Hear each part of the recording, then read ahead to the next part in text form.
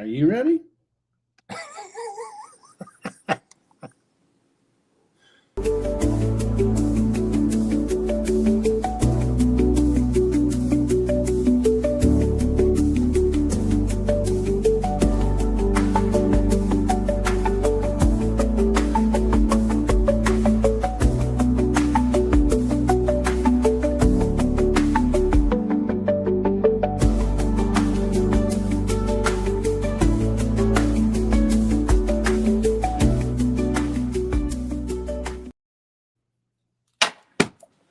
All righty. Welcome, Family Matters, with the birthday boy himself, Kevin Pearson.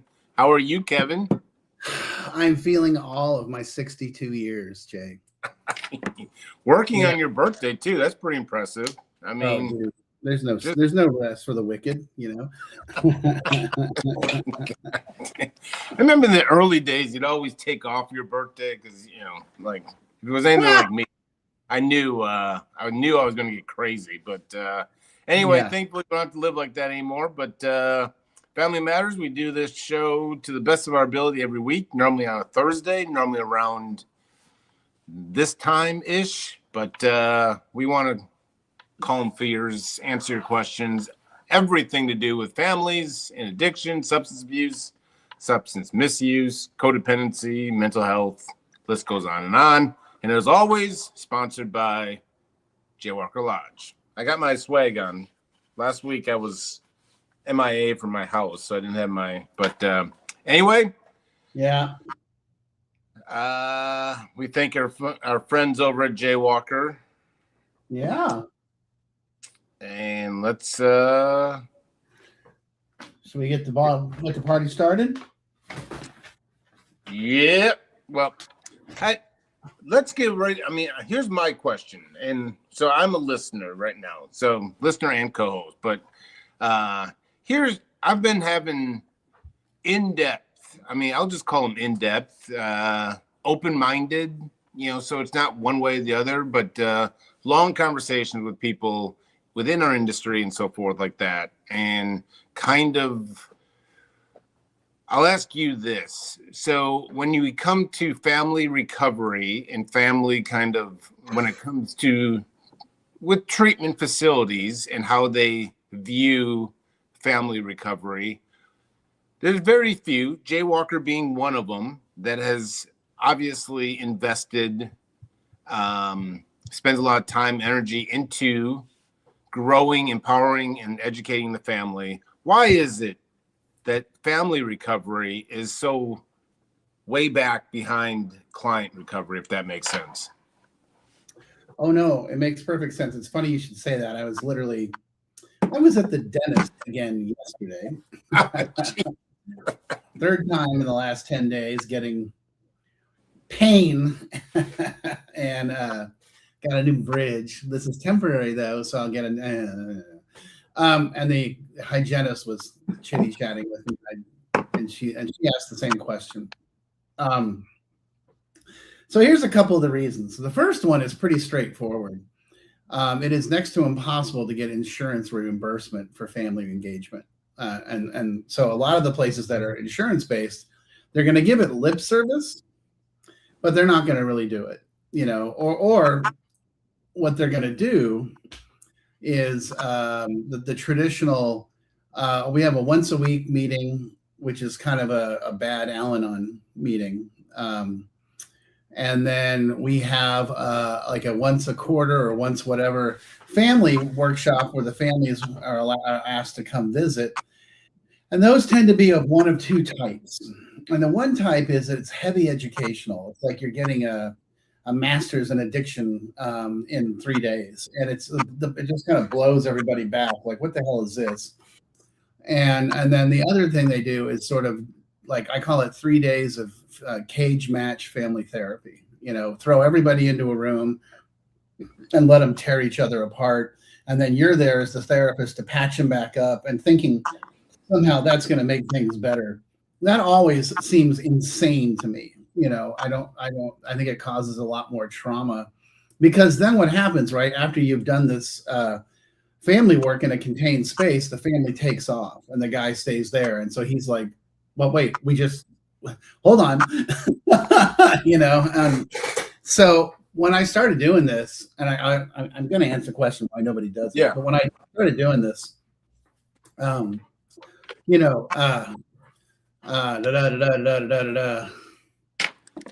12 years ago, I was watching this, and I was watching why I was sort of like, well, I wonder why nobody takes the family seriously. And I think there's the money reason. And I think the other reason is I think everybody talks about it, about, we gotta, but they don't really know what to do. And what they've seen done is not that successful. And so 2 years ago, when I was talking to Steph and Bill, our old CEO, and said, hey, I would really think it'd be great if we could join forces, because the way I do things is really different. The way I do things is coming in and saying, we're going to educate the hell out of the family on addiction, recovery, codependency, trauma, mental health, family systems, so that when they meet up with the guy, they will be just as tuned in as the guy or their client, their loved one is. So, I mean, specifically at Jaywalker, they're going to come in, and I encourage the clients at Jaywalker to ask their family, are you doing the homework? What are you learning? Don't make it all about you. Push it back to them and say, hey, are you guys in on this or not? And I think it's just that and the other side too is that, and this is where I get to pat myself on the back to a certain degree, finding an LMFT that's sober, that understands this process, like myself and my colleague Chandra McLaughlin, is really hard. It's really hard to find people in that engagement that have dedicated themselves to working with the family. Because our theory is, if we can fix the family system, or heal the family system, or change the family system, the individual is going to have to change if they want to continue to be part of the system. So I think it's just more, they don't have the bandwidth. And then the other I can tell you, this is what the owners of the places I used to work for would say: we don't get reimbursed. There's no money in it for us. That makes sense? Well, interesting. You say we don't have the money for this. I mean, it's common and understandable. Yeah. I will be as bold as to what let's call it the elephant in the room, and no one wants to admit this, but is it possible? I'm not saying this. I'm just saying, is it possible that most facilities are preparing for the second, third, fourth, fifth time around back into treatment? And is there a small chance that facilities see that if we start investing in the families, and I'm just being advocate, that maybe, just maybe, people will start getting the solution, and families will start getting solution. And I'm not saying, there's a lot of great treatment centers out there, and I'm not trying to spark a debate, but I think it's worth, which I brought up to the people I know and trust, is, are we to the point right now, or what needs to happen for people to really understand what you and I believe in it, is if you help the family, you increase the success rate within change. What do you think needs to happen for facilities? And you outlined a lot of them, and that's not going to go away, that you're not going to get reimbursed or whatever, but what do you think needs to, because there's really not a measuring stick as of yet that I know of, and there's not a lot of research that I know of. I've started to look, but what needs to happen for people to truly correlate the family changes, success rates go up? Oh, yeah. Well, I mean, okay, sure. You're absolutely right. And there is sort of that dark side of the treatment program or treatment world of, well, we know you're going to relapse. And that means we get to start over financially. And if we get the family involved, that you might actually get better. I'm not in the minds. I'm not in their brains, but I'm not going to argue with you. I mean, you and I have been around a long time. We know what's up. We've seen the ins and the outs and the goods and the bads and what's going on in the treatment industry. And to think that there's not somebody standing back and looking at a spreadsheet and saying, well, we're guaranteed 3 entrances with this guy, so why would we screw with that? Yeah, and I will say this, that I don't believe that people actively say, hey, prevent the family from getting better to improve rates.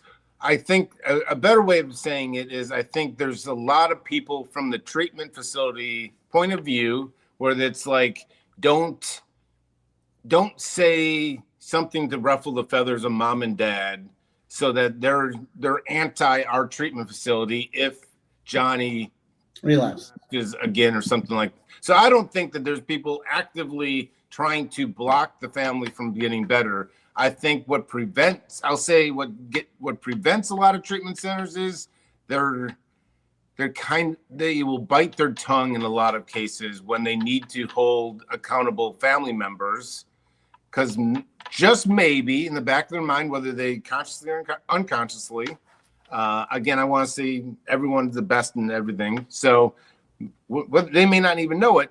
They're holding back just in case that Johnny or Sally does relapse, that mom and dad still trust them, that they'll come right back. So I guess that's what I'm saying, not actively blocking family recovery. So, I don't disagree with you at all. And again, I don't want to act as if there's nefarious people standing back behind the curtain like, ooh, okay. I also know our industry well enough to know that there are nefarious people that are standing behind the curtain and saying, Yes. I feel like I have to, it's really important to me to say that the philosophy that we have at Jaywalker is the polar opposite. Our philosophy is get the family involved and get them bought into the concept of 9 months or a year of treatment and create that longevity and get that guy sober and get the family to support that with their own recovery. And then you're not going to have to do this again. But you'll notice that that's 9 months or a year, not 30 days. If you're just buying into the 30-day model, you're going to, we have guys that have done it 10 times, 12 times. The families are like, do you know how much money we put down on this? I said, oh yeah, no, I totally get it. Why not do our model for 9 months or a year and really dig in and really get everything engaged and fixed one time, and we have, our success rates are so much higher than the 30-day models, so much higher. So I think, I agree with everything you're saying, but I think that's why we feel we have the anecdote. And I think there's a couple other facilities that we both know that also have the same anecdote where they're like, no, 90 days is not going to solve any problem. 6 months is not going to really, it's going to be better. 9 months is great, but a year or a year and a half, and I don't mean an inpatient treatment the entire time. Let's be clear. First 90 days is kind of a combination inpatient PHP. Second 90 days is IOP, intensive outpatient. Third 90 days, actually the next 6 months is generally sober living with outpatient services. So you're lowering the guardrails, but they're still there. And at the same time, working with the family system and saying, hey, let's create change internally so that when he calls and starts whining and complaining, you don't automatically think it's your job to fix it. And that's really hard, right? Because the parents think that's their job. And, I spend a lot of time on the phone or on the Zooms with the clients that we have now where the parents are like, hey, we talked to him and he says, da, da, da, da, da, da. I said, okay, I want you to hear what I'm going to say to you. Okay. I'm not slapping your wrist or smacking you around. Do you know what the codependent triangle is? And they're like, no. I'm like, okay, so he calls you, so you call me, so I call work. And they're like, oh. And I said, I understand your desire to help your child, your 30-year-old child. Okay. But what I want you to do is stop that triangle and push it right back into his lap and say, you need to go talk to your therapist or go talk to the clinical director or go talk to somebody higher up and advocate for yourself and solve your own problem. And get that's, I said, and when I always say, oh, we got to create family change in the system, that's what I'm talking about. Don't fight the battle. Don't call me because he wants to go to the dentist. He needs to go right to the head of the tech office and say, I need a dental appointment. And, we got to get out of this loop of, him asking for permission from you for everything. And then you fighting his battles for him. And that's tough, man. It's really tough for these families because they've done it for so long. Like 30-year-old guys, their parents are making their appointments for them, and I'm like, no. He can do that, and then the guys kind of, they throw back on mom and dad. Oh, yeah, I tried and they didn't help me. And the parents like, he says he tried. And I said, now, okay, this is my other favorite thing to say. Sorry, I'm talking so long. Go ahead. So you mean the guy that 3 months ago you told me was the biggest manipulator, con artist, and liar on the planet is telling you that he went and talked to the people that run Jaywalker and they wouldn't help him. And they're like, oh. I said, and I'm not talking bad about your kid. I get it. I mean, oh my God, I was that guy. Oh, Dad, they're all out to get me, and so it's like, well, Kevin, you're 25.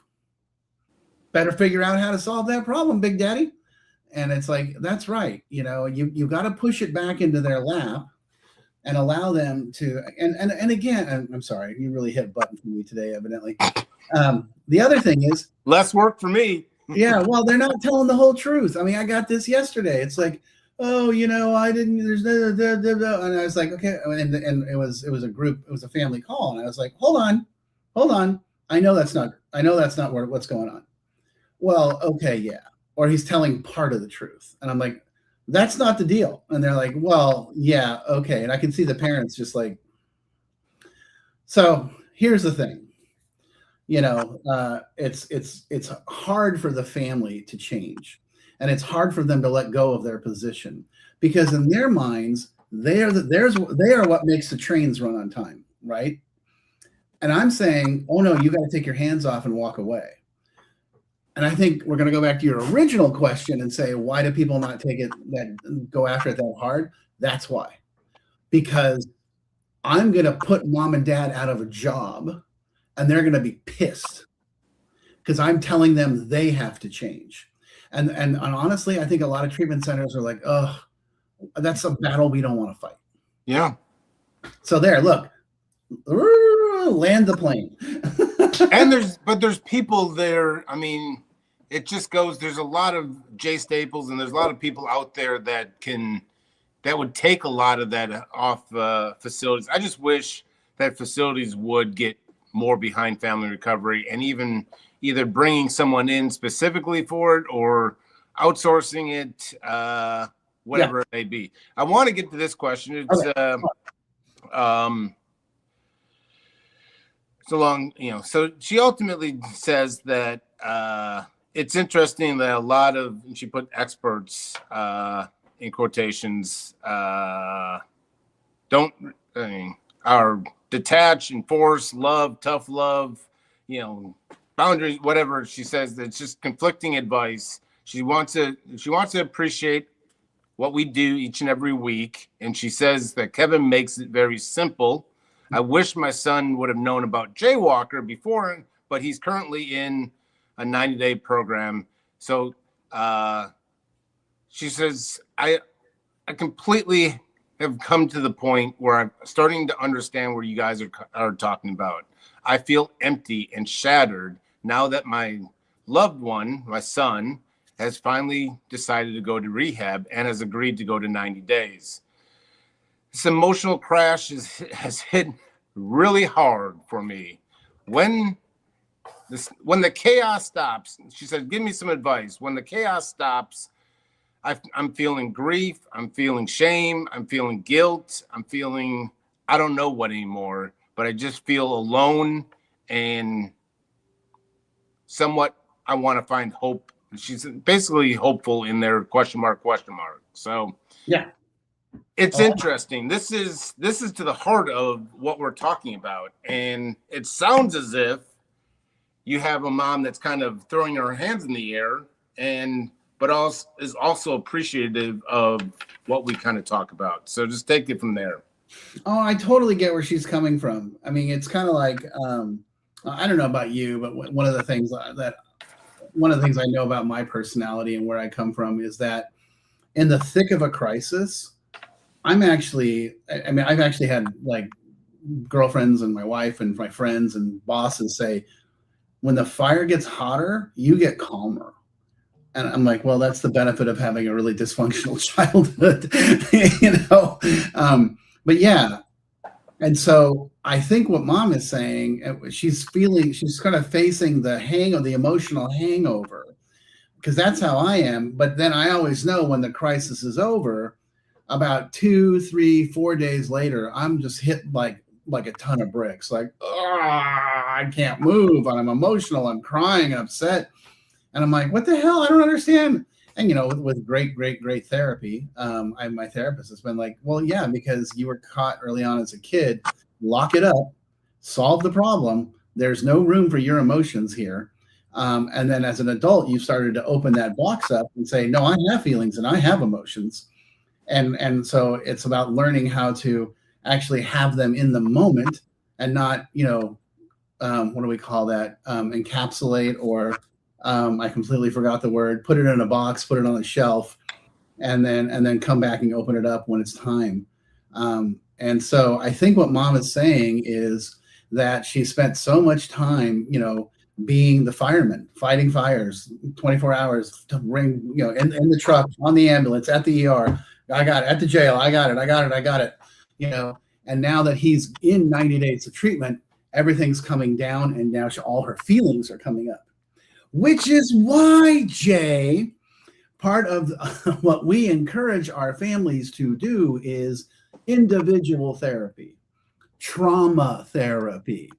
Find someone that does trauma work, someone that understands addiction and codependency and attachment work. And I know I'm asking for a lot, but find someone that does, because you need help with your stuff, just like he needs help with his stuff. And just like he's going to 12-step meetings and creating a sober community, you need to do the same thing. And I don't mean online. I don't mean on a Facebook group where everybody complains and struggles. I mean, you need to go to some sort of direct support community where people are coming up with positive attributions of how to solve this problem. And here's the phrase you got to remember. You can't expect him to do something you're not willing to do. If you want to change, the family changes first, and then the guy's got to change along with it. Long answers today, but that's the bottom line. That is the bottom line. You got to go to therapy. You got to go to 12-step recovery, whatever you want, whatever's best for you. It can be faith-based, whatever. It can be non-faith-based, whatever. But you got to seek out a community of people that are supportive and have a solution, not a community of people that will complain. And I've gone to some of these meetings where what they really do is they trade secrets on how to control their family members. And I'm like, no, because all that's going to do is reinforce your behavior. So, yeah. Well, yeah, that's a lot, huh? Woo! It is. And I mean, I was reminded when you were talking that when you drive from Orange Beach back to Nashville, which is about a 6-hour drive, you can get in some really, really good podcasts and some good music too. But there was a neuroscientist on one of the podcasts, and all these names mixed. But I found it really, really interesting. She was basically saying everyone wants like goals and manifestation, and she's like, well, everyone wants to make more money, and everyone wants to be success, or everyone wants to find the love of their life. And she was really saying, which may be simplistic, but maybe it was just time that I needed to hear it, is what are the feelings behind you want to make more money? Is it be selfish because you want to splurge and have everyone think that you're top crap?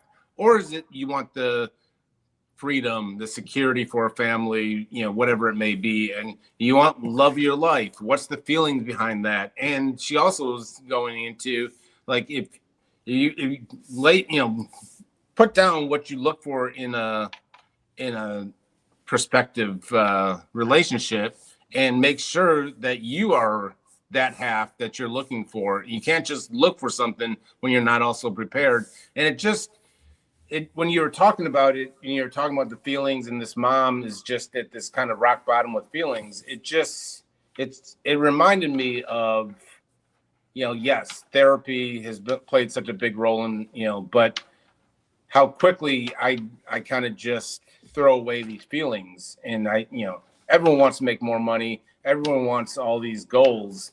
And it's interesting that she was saying, find the feelings behind that. And what are the true feelings? And if they're sincere feelings, then you're able to kind of go all in. And your brain, as a neuroscientist, is able to kind of power up when it's security, freedom, and so forth.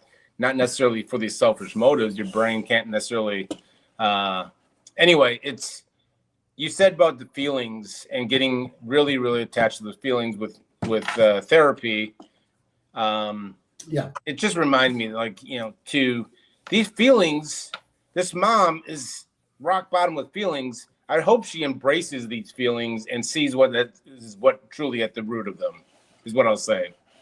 100%, and I feel for her, and I have empathy for her, and I want her to get help because, I guarantee you she's probably one of those people that's like, well, when he's sober, I'm okay. And I'm like, I hear what you're saying, but would you believe me that there's a way to, like, whether he's sober or not, you could still be okay. You may not like it, but you can still be neutral around it. And they just look at me like, what are you talking about? I'm like, okay, that's going to be our journey. Is how do we get to that place? And it's okay. It's okay. I get it. I mean, they base their whole life on it. And then, here we come along saying, oh yeah, I mean, detach. It's like, it's that easy, And I love Al-Anon. I love Melody. No. I get all that. But the thing, the other thing that I find really dangerous is that treatment centers just automatically tell the family, go to Al-Anon. And these people walk into these Al-Anon meetings and they're like, I don't know why I'm here. They told me to come here. And a lot of times the people in Al-Anon, not so nice, and they're like, whatever, you don't need to. But I mean, the good Al-Anon meetings, they're going to get like, hey, try 6 meetings. Here's our information. Here's a book. We love you. We're happy to have you here. We've all been through this. And I get that. But I think it also really, I think the programs are trying to use Al-Anon as their family program to a certain degree. And I'm like, oh, I love Al-Anon, but it's not going to solve the family system problem. That's what we're trying to address, a major, much bigger issue than going somewhere and hearing other people talk about their, alcoholic or their drug addict. So yeah. Sorry, kind of back to the original question. No, I love it. Yeah, I love it. So, it's Al-Anon is getting thrown out there, and I don't think there's a lot of education around it and so forth like that. I think that, yes, there are some, with anything, good meetings, some questionable meetings. There's questionable people within those meetings. There's solid people within meetings. And, all too often we're just saying go to Al-Anon and then not really educating or really giving them support. Why? Well, I wish I had a birthday cake for you, Kevin, or else, if I had it, I'd probably eat it myself. It would never make it to you. But anyway, I hope you had a tremendous birthday, and I hope your wife is treating you like the king that you are today, at least. I got an almond croissant already. Yeah. Oh, look at you. So, if there's a day that you can take the rest of the day off, today has to be, you brought it. You got your buttons pushed, you stayed calm, and it's your birthday. So I think you should clock out and just take a nap on the couch or something. Oh, if only I could, my brother. If only I could. I'll call Steph. I'll clear it. Just don't hold your breath. But I'll give it my best shot. So all righty, Kevin. I'll see you next week. All right.